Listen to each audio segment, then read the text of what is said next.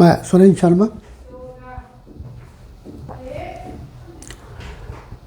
आज का विषय मंगल के डिस्कशन पर शेष बचे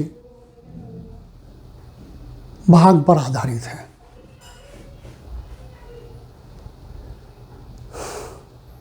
पिछले पाठ में मंगल से संबंधित हमने बहुत सी बातें की थी। आज उससे आगे चलते हैं।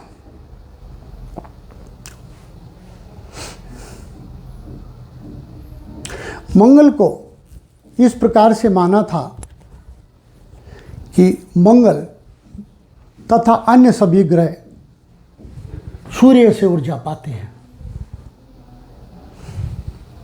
ये सब ऊर्जा यहाँ से गई, शुक्र पर पहुंची। शुक्र को जितनी जरूरत थी उतनी उसने प्राप्त की, शेष वापस इधर कोई लौटी।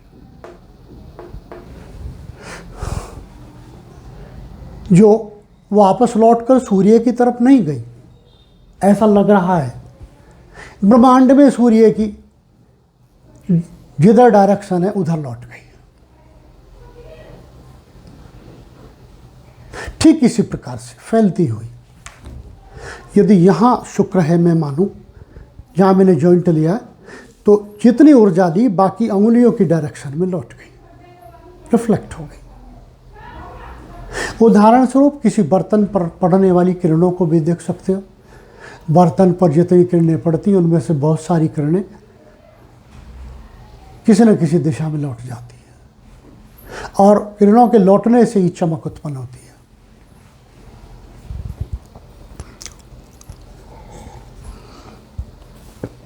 सॉरी,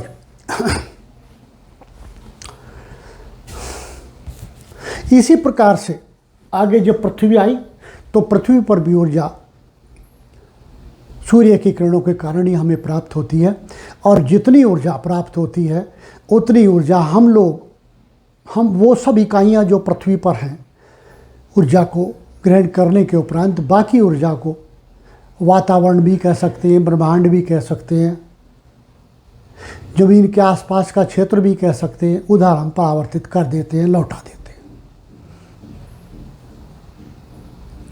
तदुपरांत सीरियल में मंगल आता है।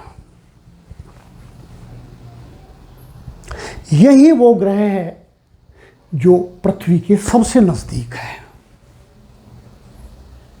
वही ये चक्र में सबसे नजदीक है, क्योंकि जो अंदर की तरफ है शुक्र, वो जितनी ऊर्जा पाता है पृथ्वी के विपरीत दिशा में रिफ्लेक्ट करता है, लेकिन मंगल पर जितनी सूर्य से आने वाली ऊर्जा पड़ती है उस पर से रिफ्लेक्टेड ऊर्जा, जितनी भी ऊर्जा मंगल को चाहिए उसके उपरांत जितनी भी ऊर्जा शेष बची वो सब पृथ्वी की तरफ रिफ्लेक्ट कर दी जाती है, क्योंकि ब्रह्मांड में मंगल के अंदर की तरफ पृथ्वी है। ये सारी लौट आ दी जाएगी। इस चक्र से पृथ्वी अपनी गति चल रही है, मंगल अपनी गति, लेकिन रिफ्लेक्शन इस तरीके से, और हमें अधिकतम ऊर्जा अन्य ग्रहों में से किसी भी ग्रह की तुलना हम करें, अधिकतम ऊर्जा हमें मंगल से ही प्राप्त होती है। हमारा शरीर पृथ्वी पर, हम यहाँ उपस्थित हैं कल्पना रूप में ले, मंगल से आने वाली ऊर्जा हमें सबसे अधिक प्रभावित करती है, क्योंकि बाहर के ग्रहों में मंगल सबसे नज़दीक है, बाकी दूर हैं, इसलिए मंगल से आने वाली ऊर्जा हमें सर्वाधिक प्रभावित करती है। पृथ्वी भी गति में रहेगी तो फिर मंगल भी गति में रहेगा, और वो समान रूप से तो नहीं करती, जो असमान रूप से करती है उसी का हम वर्णन, डिस्कशन, डिस्क्रिप्शन, चर्चा कुंडली में लेते हैं। वही वो ऊर्जा है जिससे हम भिन्न भिन्न काल में भिन्न भिन्न तरीके से प्रभावित होते हैं। जब पृथ्वी यहाँ है, मंगल यहाँ है, सर्वोत्तम मंगल की ओर, सबसे अधिक मंगल की ऊर्जा पड़ रही है, लेकिन मंगल की गति ज़्यादा है, पृथ्वी धीमे चलेगी, मंगल तेज। तो जब मंगल यहाँ आगे निकल जाएगा, उस समय पृथ्वी पर पड़ने वाली ऊर्जा थोड़ी टेढ़ी डायरेक्शन में आएगी, उसका बल कुछ कम हो जाएगा। यही डिग्रियों का भेद कहते हैं कि मंगल कितने डिग्री पर है। वही डिग्रियां हैं जो कुंडली में लेकर चलेंगे। जैसे यहाँ पर मंगल सीधा 180 डिग्री हम कह सकते हैं, सामान्य भाषा में, अन्यथा 0 डिग्री के समान है। जहाँ पृथ्वी है वही मंगल है, तो पूरा बलाबल में है, 0 डिग्री भी कह सकते हैं। जब बिल्कुल अपोजिट डायरेक्शन जाएगा मंगल, तब हम 180 डिग्री पर भी कह सकते हैं। लेकिन फिर उसे खंडों में विभाजित कर लेते हैं, इतनी लंबाई को 30-30 डिग्री के 30-30 अंश के खंड बना लेते हैं। वे 30-30 अंश के खंडों को ऋषियों ने राशि क्षेत्र नाम दे दिया है कि ये इस राशि का क्षेत्र है। यहाँ से इस पृथ्वी की तुलना में मंगल जब आगे सरक गया, अगर इसको हम एक लाइन मान लें, यहाँ से मंगल यहाँ आया, इस लाइन के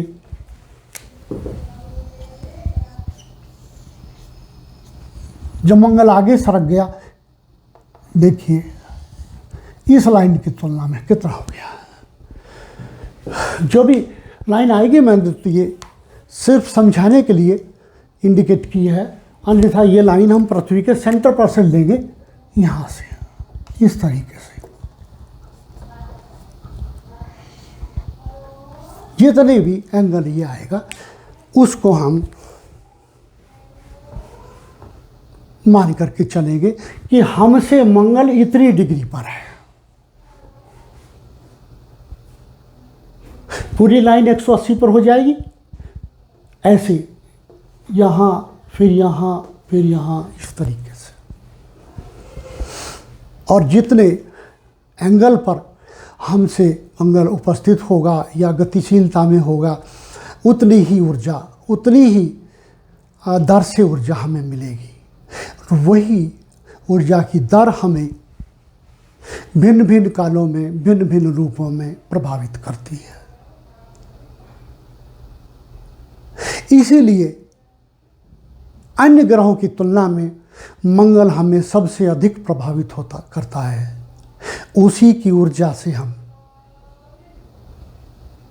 अपना ताप पाए हुए हैं, क्योंकि सूर्य से आने वाली डायरेक्ट ऊर्जा हम ग्रहण नहीं कर पाते। सूर्य की किरणों की जो हम उसको भौतिक विज्ञान में इंटेंसिटी शब्द देते हैं, सॉरी, वो इंटेंसिटी इतनी ज़्यादा है कि हमारा शरीर उसे ग्रहण करने के लिए कैपेबल या सक्षम नहीं है। उदाहरण ले लेते हैं, जैसे हम शरीर से ऊपर, जो भूमि से ऊपर जाएंगे, कुछ किलोमीटर के उपरांत जाने पर तापमान गिरना शुरू हो जाएगा।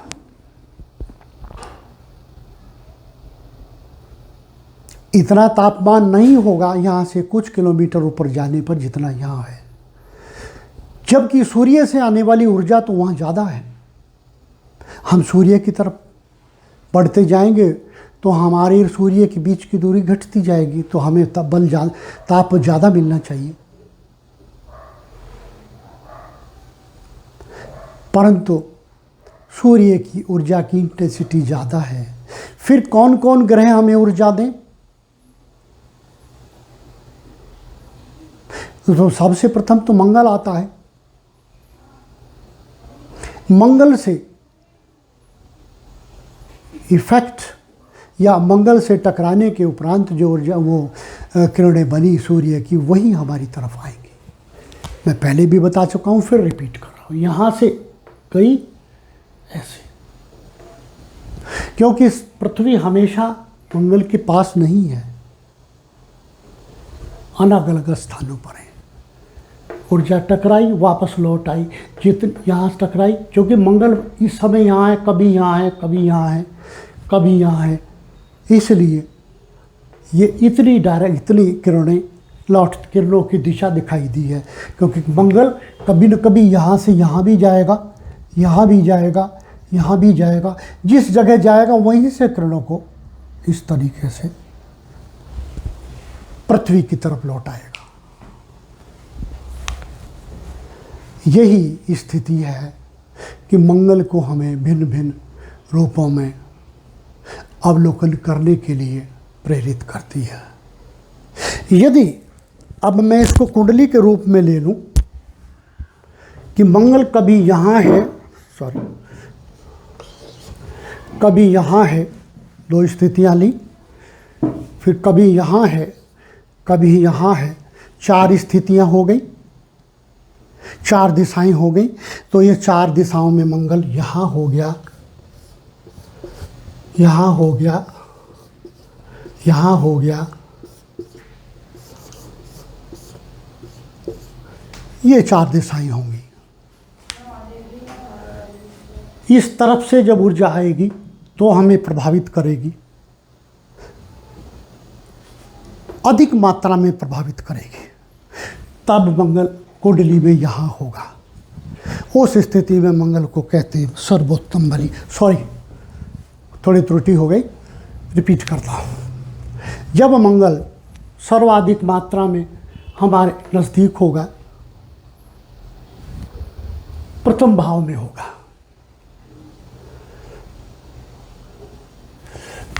जब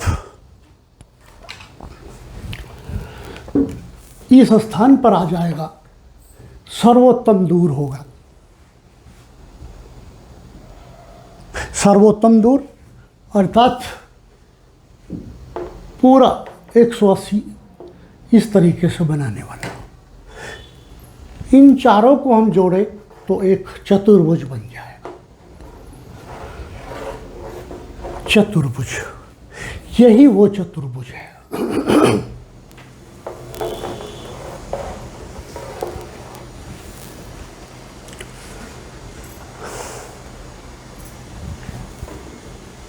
जब इस स्थान पर है,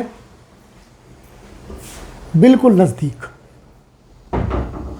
ये हमने कल्पना की है, यहाँ भी ले सकते हैं हम। पृथ्वी को अगर हम यहाँ सबसे नज़दीक न माने, कल्पना कीजिए, यहाँ मान लें ये पृथ्वी, फॉर एग्जाम्पल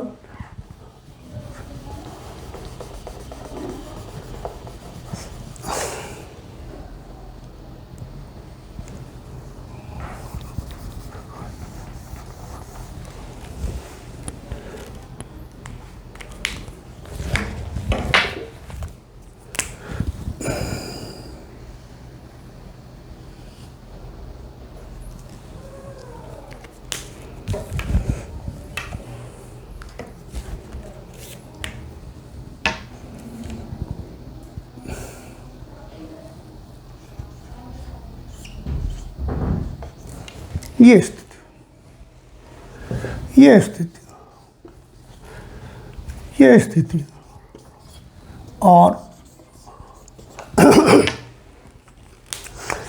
पृथ्वी के कंपैरेटिवली ये स्थिति यहाँ है। ये स्थिति, क्योंकि यह हमारा शरीर है, सर्वोत्तम मंगल बलि मंगल यहाँ है, तो ये पृथ्वी के पास है। जब मंगल पृथ्वी से अर्थात हमारे से 90 डिग्री पर चला गया, यहाँ आ गया, यहाँ आ गया,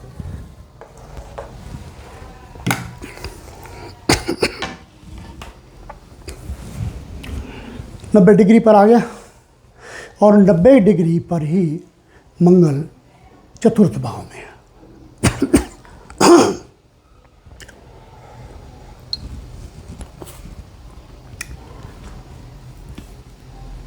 हमसे जब 180 डिग्री पर आ गया तो मंगल, हमारा शरीर तो ये है जो कि यहाँ पृथ्वी के ऊपर उपस्थित है, क्योंकि हम यहाँ हैं तो ये हमारा प्राण है। जब मंगल यहाँ आ गया तो चतुर्थ भाव में है, जब मंगल यहाँ आ गया गति करता हुआ तो सप्तम भाव में है, और जब मंगल इस स्थान पर आ गया तो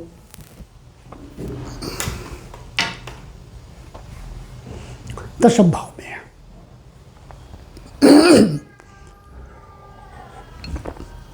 सारी गर्मी बहुत ज़्यादा है, इसलिए बार बार पानी पीना पड़ा।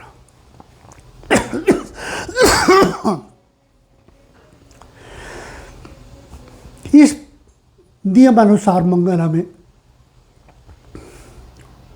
प्रभावित करता है और उतनी ही दिशाओं से, उतने ही बल से हमें अपनी ऊर्जा प्रदान करता है या अपनी ऊर्जा से हमें प्रभावित करता है। जब मंगल यहाँ से आगे बढ़ता है तो सीधा यहाँ तो नहीं पहुँच जाता, धीरे धीरे धीरे धीरे गति करता है। उस गति में 30-30 डिग्री के 3 अंग खंड ऋषियों ने ले लिए हैं।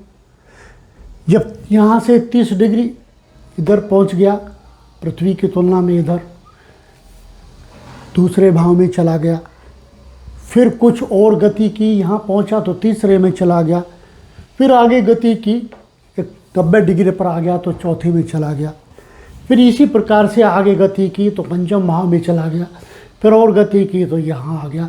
इस प्रकार से गति करता हुआ मंगल सभी भावों में जाता है और सभी भावों में से होता हुआ हमारे शरीर को प्रभावित करता है, ऊर्जा देता है।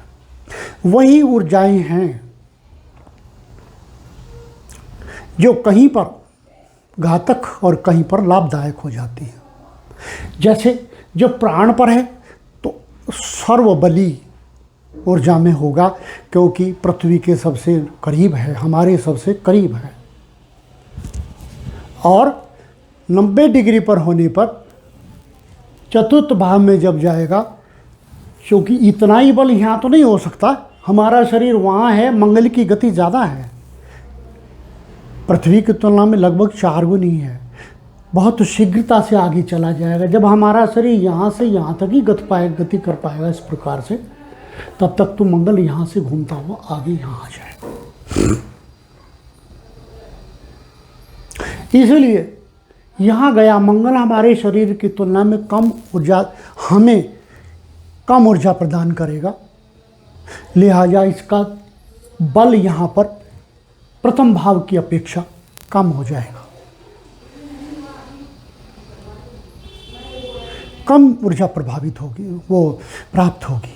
जब ये आगे चला जाएगा, घूमता हुआ यहाँ से यहाँ तक सम्मुख आ जाएगा, तो पृथ्वी के बिल्कुल जब अपोजिट डायरेक्शन में होगा तो हमें सबसे कम ऊर्जा प्राप्त होगी। उस समय हमें मंगल से सबसे कम ऊर्जा प्राप्त होगी, सूर्य के द्वारा प्रदत्त और उसे हम रिफ्लेक्टेड ऊर्जा कहेंगे, सबसे कम प्राप्त होगी, और तब 180 पर होगा।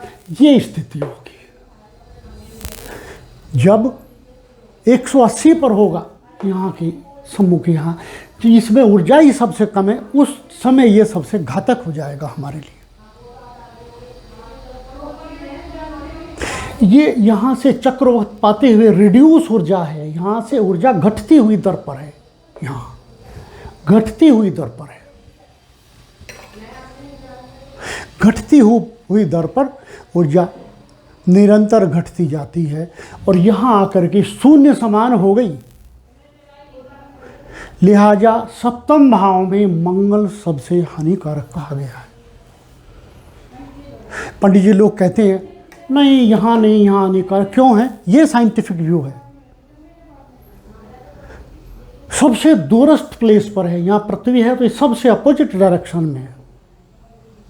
पृथ्वी सूर्य के भी अपोजिट डायरेक्शन, लगभग प्रतिकूल दिशा में, छाया में चला गया। ठीक ऐसे समझिए जैसे मंगल अस्त हो गया, वो मैंने पहले बताया हुआ है किस प्रकार से अस्तरोदय होते हैं। इस स्थान पर 180 अंश पर सबसे कम ऊर्जा हमें देगा, ऊर्जा विहीन जैसा हो जाएगा हमारे लिए। इसलिए सप्तम भाव में मंगल सबसे ज़्यादा हानिकारक होता है।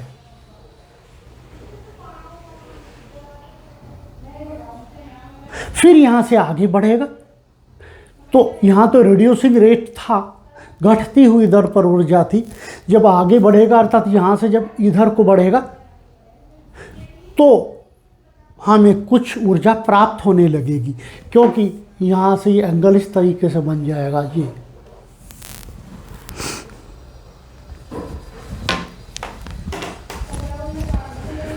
अभी तो बिल्कुल पृथ्वी के अपोजिट था, 180 अंश पर था। सप्तम भाव में 180 अंश पर है। लेकिन जब आगे चलेगा तो ये स्थिति हो जाएगी। ये कोण 180 से कम हो जाएगा, 180 से घटना शुरू हो जाएगा, तो हमें प्राप्त होने वाली ऊर्जा की मात्रा बढ़ने लगेगी। ये इसको हम गोइंग स्टेज कह सकते हैं, यहाँ से इसको हम कमिंग स्टेज कह सकते हैं। जब कमिंग स्टेज की तरफ आएगा तो ये एंगल घटना शुरू हो जाएगा 180 से।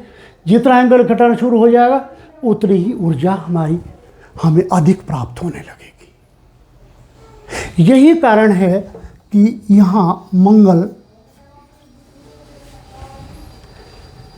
कम हानिकारक होता है, चतुर्थ भाव से भी कम हानिकारक होता है, क्योंकि यहाँ गोइंग स्टेज है, हमसे दूर हटने की डायरेक्शन में है। ये कमिंग स्टेज है, हमारे नज़दीक आने की दिशा की तरफ बढ़ गया है इस तरीके से। इसलिए अष्टम भाव में सप्तम भाव की अपेक्षा से हमें अधिक ऊर्जा प्राप्त होती है, लिहाजा यहाँ क्षतिकारक बल कम हो जाता है।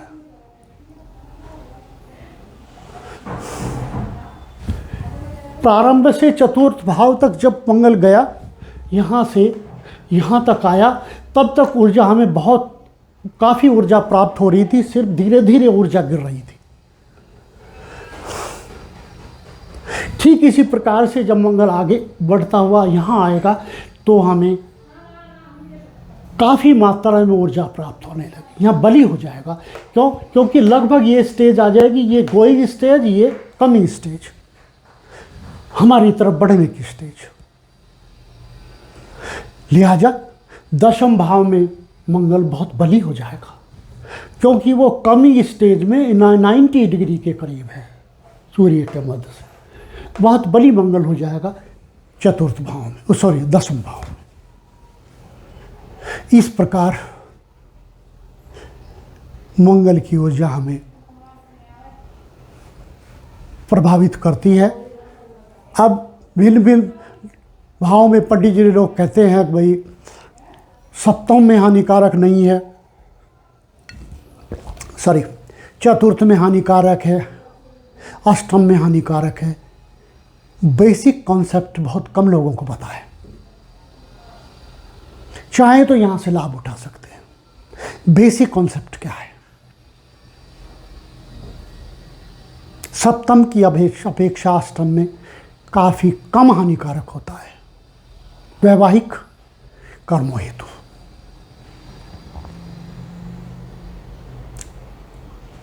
इस प्रकार से आज का पाठ पूर्ण हुआ। बीच में कुछ डिस्टर्बेंसेस आए, गर्मी बहुत ज़्यादा है, पानी तो पीना पड़ेगा। गला ठीक रखने के लिए मैं उसके लिए क्षमा चाहता हूँ। आज का पाठ यदि आपको भाया हो और मंगल का ऊर्जा प्राप्त होने का, क्षतिकारक होने का कॉन्सेप्ट यदि क्लियर हुआ हो, तो मैं प्रार्थना करूँगा, चाहूँगा कि आप लोग इस पाठ को, इस चैनल को सब्सक्राइब करें, पाठ को लाइक करें। मैं आपका आभारी रहूँगा। प्रणाम।